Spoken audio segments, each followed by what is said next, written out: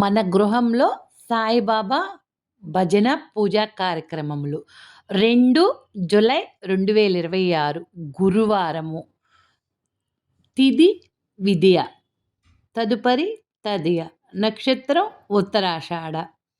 సాయంత్రం 4 గంటలకు భజన కార్యక్రమం మొదలైంది.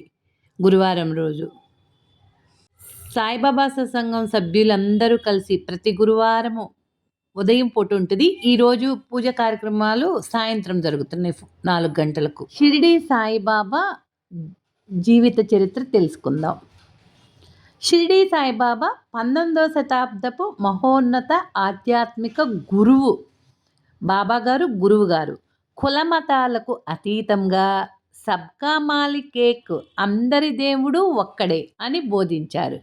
శ్రద్ధ అంటే భక్తి, సబూరి ఓర్పు అనే 2 సూత్రాలను భక్తులకు మార్గదర్శకాలుగా చెప్పారు. సాయిబాబా జీవిత విశేషాలు తెలుసుకుందాం. ఆగమనం. షిరిడి సాయిబాబా జన్మస్థలం, పుట్టిన తేదీ గురించి ఖచ్చితమైన ఆధారాలు లేవు. కానీ ఆయన 1858లో ఒక వివాహ బృందంతో కలిసి మహారాష్ట్రలోని షిరిడి గ్రామానికి చేరుకున్నారు. ఎవరు? మన సాయిబాబా గారు, షిరిడి సాయిబాబా గారు. నామకరణం షిరిడీలోని ఖండోబా ఆలయ పూజారి మహల్సాపతి ఆ యువ యా సాయి, స్వాగతం సాయి అని పిలవటంతో ఆయనకు సాయిబాబా అని పేరు స్థిరపడింది. నివాసం. మొదటి ఆయన షిరిడీలోని వేప చెట్టు కింద గురుస్థానం కొంతకాలం గడిపారు. తరువాత ఒక మసీదుకు మారి దానికి ద్వారకామాయి అని పేరు పెట్టారు. బోధనలు మరియు మహిమలు. బాబా తన వద్దకు వచ్చిన భక్తుల రోగాలను నయం చేయటం, కోరికలు తీర్చటం వంటి అనేక అద్భుతాలు చేశారు. హిందూ ముస్లిం మతాల మధ్య సఖ్యత కోసం అవిశ్రాంతంగా కృషి చేశారు. హిందూ దేవాలయాల పట్ల, ముస్లిం ప్రార్థనల పట్ల ఒకే విధమైన గౌరవాన్ని చూపేవారు. ఆయన నిత్యం పవిత్ర అగ్ని వెలిగించి దాని నుంచి వచ్చే విభూదిని ఊది భక్తులకు ప్రసాదంగా ఇచ్చేవారు. ఇది అనేక రోగాలను నయం చేస్తుందని భక్తుల నమ్మకం. మహాసమాధి. 1918 అక్టోబర్ 15న విజయదశమి రోజున సాయిబాబా మహాసమాధి చెందారు. షిరిడీలోని ఆయన సమాధి మందిరం ప్రపంచవ్యాప్తంగా ఉన్న భక్తులకు అత్యంత పవిత్రమైన పుణ్యక్షేత్రం. బాబా జీవిత చరిత్ర, మహిమల గురించి పూర్తి వివరాలు తెలుసుకుందాం. షిరిడి సాయిబాబా జననం 1838, మరణం అక్టోబర్ 15, 1918. భారతదేశమంతటా మరియు అమెరికా, కరేబియన్ వంటి సుదూర ప్రాంతాల్లోని ప్రవాస సమాజాలలో ఉన్న హిందూ ముస్లిం భక్తులకు ప్రియమైన ఒక ఆధ్యాత్మిక నాయకుడు. సాయిబాబా అనే పేరు ముస్లింలు పవిత్ర వ్యక్తిని సూచించటానికి ఉపయోగించే పర్షియన్ పదం సాయి మరియు హిందీలో తండ్రి అనే అర్థం వచ్చే బాబా అనే పదాల నుండి వచ్చింది. సాయిబాబా బాల్యం ఒక రహస్యం. చాలా కథనాల ప్రకారం ఆయన ఒక హిందూ బ్రాహ్మణుడిగా జన్మించారని, ఆ తర్వాత ఒక సూఫీ ఫకీరు లేదా సన్యాసిచే దత్తత తీసుకోబడ్డారని తెలుస్తుంది. జీవిత చరమాకంలో తనకు ఒక హిందూ గురువు ఉన్నారని ఆయన పేర్కొన్నారు. సాయిబాబా సుమారు 1858లో పశ్చిమ భారత రాష్ట్రమైన మహారాష్ట్రలోని షిరిడీకి చేరుకొని 1918లో తన మరణం వరకు అక్కడే ఉన్నారు. మొదట్లో షిరిడీ గ్రామస్తులు పిచ్చివాడని నిందించినప్పటికీ శతాబ్దం చివరి నాటికి సాయిబాబాకు హిందువులు, ముస్లింలలో గణనీయమైన అనుచరణగణం ఏర్పడింది. ఆయన బోధించిన బలమైన సిద్ధాంతాలు, కోరికలు తీర్చటం, రోగులను స్వస్థపరచటం వంటి అద్భుతాలు వారిని ఆకర్షించాయి. ఆయన ముస్లిం టోపీ ధరించి తన జీవితంలో ఎక్కువ భాగం షిరిడీలోనే ఒక పాడుబడిన మసీదులో నివసించారు. అక్కడ ఆయన ప్రతిరోజు అగ్నిని వెలిగిస్తూ ఉండేవారు. ఇది కొన్ని సూఫీ సంప్రదాయాలను గుర్తు చేసే ఆచారం. అయినప్పటికీ ఆయన ఆ మసీదుకు ద్వారకామాయి అని పేరు పెట్టారు.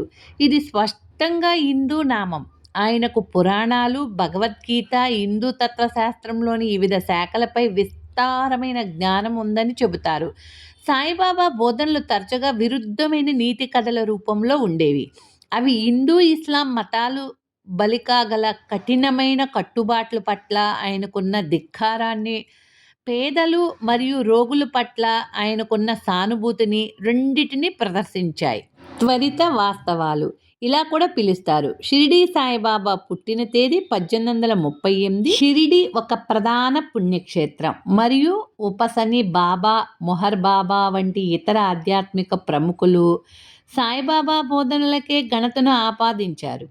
20వ శతాబ్దం చివరిలో మరియు 21వ శతాబ్దం ప్రారంభంలో సత్యసాయిబాబా తాను ఆయన అవతారమని ప్రకటించుకున్నారు. కుకట్పల్లిలోని సాయిబాబా సత్సంగం సభ్యులందరూ కలిసి ప్రతి గురువారము పూజా కార్యక్రమాలు జరుగుతాయి కంపల్సరిగా. రోజు ఉదయం పూట జరుగుతుంటుంది. ఈరోజు సాయంత్రం వేళలో పూజా కార్యక్రమం జరుగుతుంది మాధవి గృహంలో, అంటే మన గృహంలోనే. శ్రీ సాయి సచ్చరిత మొదటి అధ్యాయంలో గురుదేవత ప్రార్థన, సాయిబాబా గోధుమలు విసిరిన అద్భుతమైన కథ మరియు దాని తాత్విక ప్రాముఖ్యత ఉన్నాయి. హేమాద్ పంతు ఈ గ్రంథాన్ని విఘ్నేశ్వరుడు, సరస్వతీదేవి త్రిమూర్తుల నమస్కారాలతో ప్రారంభిస్తారు. షిరిడీలో కలరా వ్యాధి సోకినప్పుడు బాబా రోకలి పట్టి గోధుమలు విసిరి ఆ పిండిని గ్రామం సరిహద్దుల్లో చల్లమని చెప్పి వ్యాధిని తరిమి కొట్టిన కథ ఇందులో ప్రధానమైనది. ఈ అధ్యాయం యొక్క ముఖ్యమైన వివరాలు. గురువందనం. బాబా సాక్షాత్ దేవుని స్వరూపమని, గురువుగా మనల్ని సంసారమనే నది దాటిస్తారని హేమాద్ పంతు వర్ణించారు. గోధుమలు విసిరే లీల. షిరిడీలో కలరా ప్రబలినప్పుడు బాబా గోధుమల పిండి విసిరి ఆ పిండిని ఊరి సరిహద్దుల్లో చల్లించి రోగాన్ని నివారించారు. తాత్విక అర్థం. బాబా విసిరిన గోధుమలు వ్యాధి అనే అంటువ్యాధిని, బాటలో చల్లిన పిండి కర్మలను మరియు భక్తుల పాపాలను నాశనం చేయటాన్ని సూచిస్తాయి. సాయిబాబా జీవిత చరిత్రను మొదటి అధ్యాయం. గురుదేవతా స్తుతి. బాబా గోధుమల పిండి విసిరిన కథ, దాని తత్వము. పూర్వ సాంప్రదాయం అనుసారము హేమాద్ పంతు శ్రీ సాయి సచ్చరిత్ర గ్రంథమును గురుదేవతాస్తుతో ప్రారంభించుచున్నారు. ప్రప్రథమున విఘ్నేశ్వరుని స్మరించుచు ఆటంకములను తొలగించి ఈ గ్రంథము జయప్రదంగా సాగినట్లు వేడుకొనుచు శ్రీ సాయినాథుడే సాక్షాత్ శ్రీ గణేశుడని చెప్పుచున్నారు. పిమ్మట శ్రీ సరస్వతీదేవిని స్మరించి ఆమె తనని గ్రంథరచనకు పురికొల్పినందులకు నమస్కరించుచు శ్రీ సాయియే సరస్వతీ స్వరూపులై తమ కథను తామే గానము చేయుచున్నారని చెప్పుచున్నారు. తదుపరి సృష్టి స్థితి లయ కారకులకు బ్రహ్మ, విష్ణు, మహేశ్వరులను ప్రార్థించి సాయియే త్రిమూర్త్యాత్మక స్వరూపులనియు వారు మనలను సంసార నదిని దాటించగలరని చెప్పుచున్నారు. తరువాత తమ గృహదేవతయగు నారాయణ ఆదినాథునకు నమస్కరించి వారు కొంకణ దేశములో వెలిసినారనియు ఆ భూమి పరశురాముడు సముద్రము నుండి సంపాదించినదనియు చెప్పుచు వారి వంశమూల పరుషుడిని స్తోత్రము చేసిరి. అటు పిమ్మట వారి గోత్ర ఋషియగు భరద్రాజ మునిని స్మరించెను. అంతేకాక యజ్ఞవల్కుడు, భృగుడు, పరాశురుడు, నారదుడు, సనక సంద నాదులు, సనత్కుమారుడు, సుకుడు, సౌనకుడు, విశ్వామిత్రుడు, వశిష్ఠుడు, వాల్మీకి, వామదేవుడు, జైముని, వైశంపాయనుడు, నవయోగీంద్రులు మొదలగు పలువురు మునులను, నివృత్తి జ్ఞానదేవు, సోపానము ముక్తిబాయి, జనార్దనుడు, ఏకనాథుడు, నామదేవుడు, తుకారం, కన్హా, నరహరి తదితర అరిచువైన యోగీశ్వరులను కూడా ప్రార్థించెను. తరువాత తన పితామహుడైన సదాశివునకు తండ్రి, రఘునాథునికి కన్నతల్లికి, చిన్నతనము నుండి పెంచి పెద్ద చేసిన మేనత్తకు, తన జ్యేష్ఠ సోదరునకు నమస్కరించెను. అటుపైన పాఠకులకు నమస్కరించి తన గ్రంథమును ఏకాగ్ర చిత్తంతో పారాయణ చేయుడని ప్రార్థించెను. చివరిగా తన గురువు దత్తావతారమును అగు శ్రీ సాయిబాబాకు నమస్కరించి తాను వారిపై పూర్తిగా ఆధారపడి ఉన్నానని చెప్పుచు ఈ ప్రపంచము మిథ్య అనియు బ్రహ్మమే సత్యమనే అనుభవమును తనకు కలిగించు శక్తి వారికే కలదని చెప్పుచు, నీ ప్రపంచములోనే జీవులందరూ పరమాత్ముడు నివసించుచున్నాడో వారులందరికీ నమస్కరించెను. పరాశరుడు, వ్యాసుడు, సౌండిల్యుడు మొదలగు గలవారులు చెప్పిన భక్తి మార్గములను పొగిడి వర్ణించిన పిమ్మట ఏమాది పంతు ఈ క్రింది కథను చెప్పుటకు ప్రారంభించెను. 1910వ సంవత్సరము తదుపరి ఒకనాటి ఉదయమున షిరిడీ మసీదులోనున్న శ్రీ సాయిబాబా దర్శనము కొరకు వెళ్ళి తిని అప్పుడు జరిగిన ఈ కింది విషయమును గమనించి మిక్కిలి ఆశ్చర్యపడి తిని. బాబా ముఖ ప్రక్షాళనము గావించుకొని గోధుమలు విసురుటకు సంసిద్ధుడగుచుండెను. వారు నేలపై గోనెపరచి దానిపై తిరగలి ఉంచిరి. చేటలో కొన్ని గోధుమలు పోసుకొని కఫిని అంటే చొక్కా చేతులు పైకి మడిచి పిడికెడు చొప్పున గోధుమలు వేయుచు విసరసాగిరి. అది చూసి నాలో నేను, ఈ ఈ గోధుమ పిండిని బాబా ఏమి చేయును? ఆయనెందుకు గోధుమలు విసురుచుండెను? వారు భిక్షాటనమనే జీవించువారే. వారికి గోధుమ పిండితో నేమి నిమిత్తము? అంటే ఏం చేస్తారు పిండి అని అనుకుంటున్నారు. మరలా వారికి పిండి నిల్వ చేయవలసిన అగత్యం లేదే అని చింతించుచు అచ్చటకు వచ్చిన మరి కొంతమంది కూడా నిట్లే ఆశ్చర్యముగ్గులైరి. అంటే ఆశ్చర్యం వేసింది. కానీ మాలోనెవ్వరికీ కూడా బాబాను ప్రశ్నించుటకు ధైర్యము చాలకుండెను. ఈ సంగతి వెంటనే గ్రామంలో వ్యాపించెను. ఆ బాలగోపాలము ఈ వింత చర్యను చూచుటకై బాబా వద్ద గుమిగూడిరి.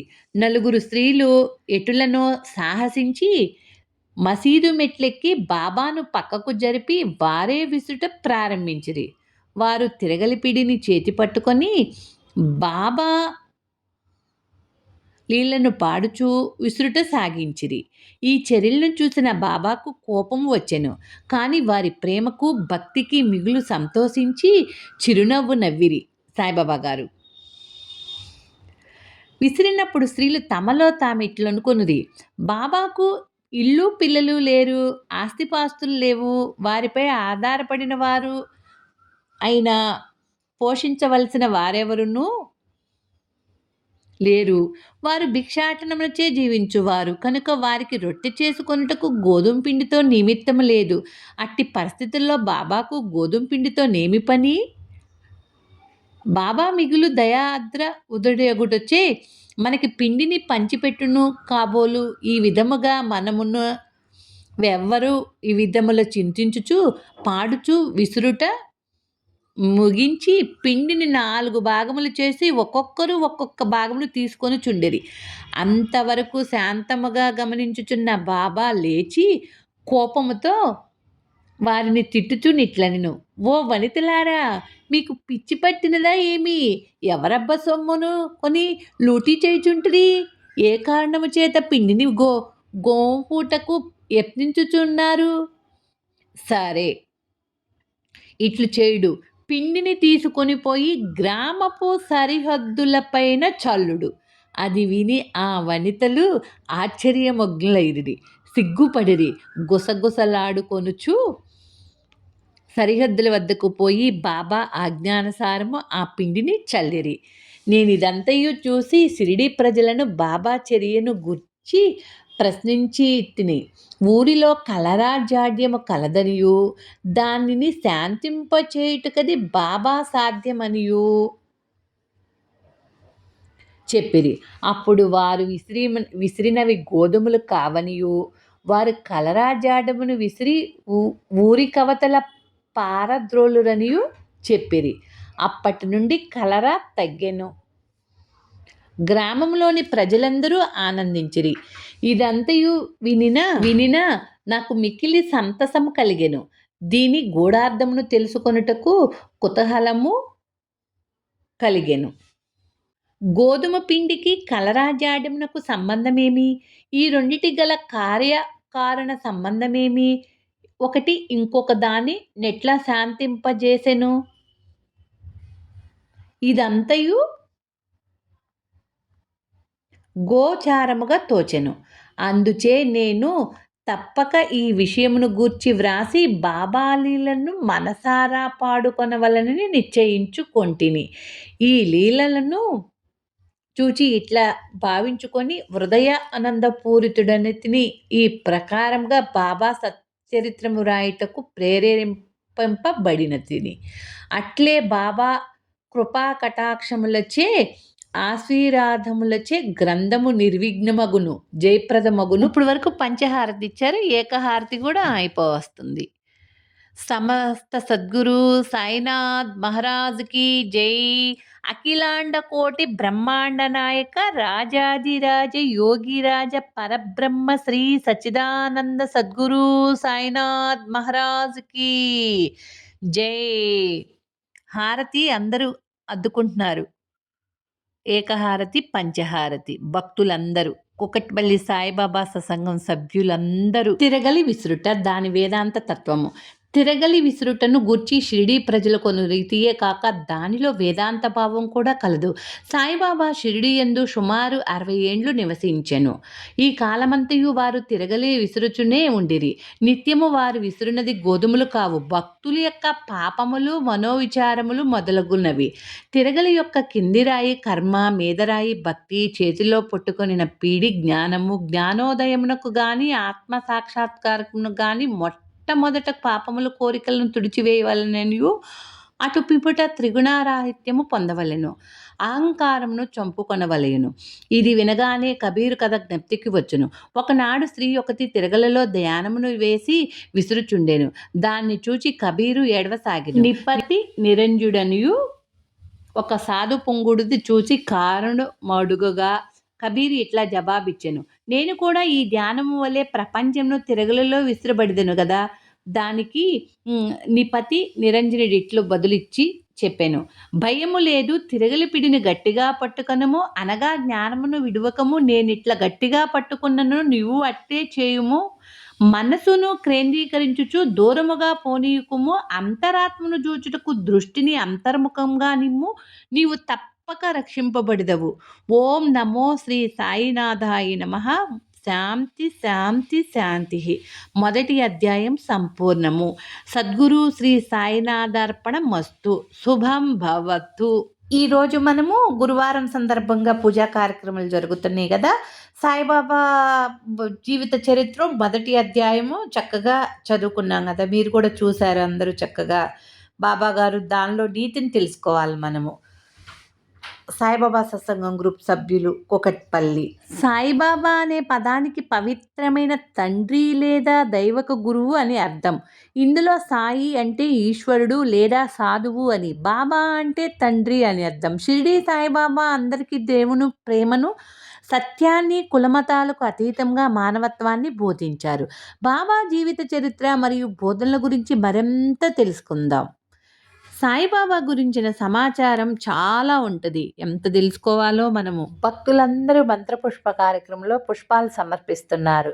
మన సమస్త సద్గురు సాయినాథ్ మహారాజుకి ఎంతో భక్తి శ్రద్ధలతో బాబా గారిని నమస్కరించుకుంటున్నారు భక్తులందరూ. జై సాయిరామ్.